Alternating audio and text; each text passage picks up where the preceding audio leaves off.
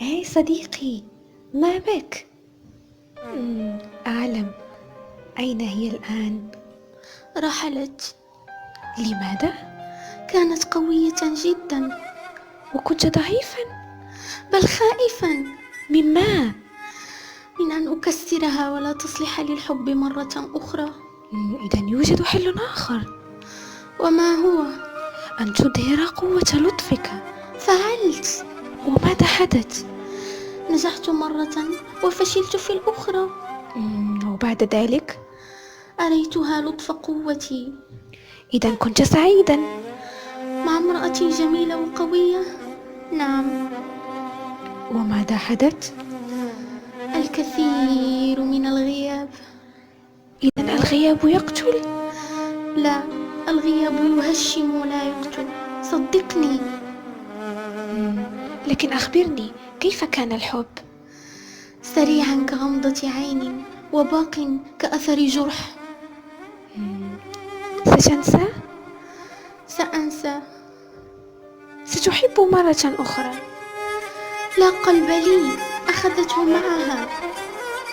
لكن قل لي، ما أجمل لحظة؟ الصدفة الأولى. رأيتها وجعلتها عيني. لكن كيف انتهى الحب؟ جدال خفيف كالذي يحدث من أجل قهوة. هكذا؟ نعم، ووداع لم نقل فيه وداعا. كيف؟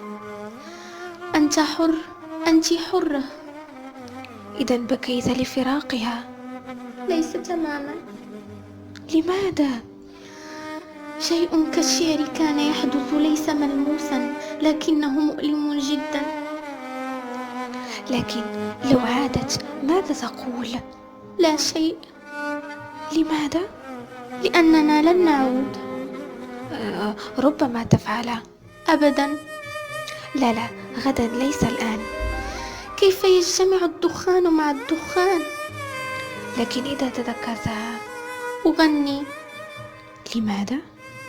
كانت تكره صوت غنائي. اعتبرها أمامك الآن وقل شيئا. أحبك. هي تعلم هذا، قل شيئا آخر. هي ستفهم. تفهم ماذا؟ أني أعتذر وأعتذر.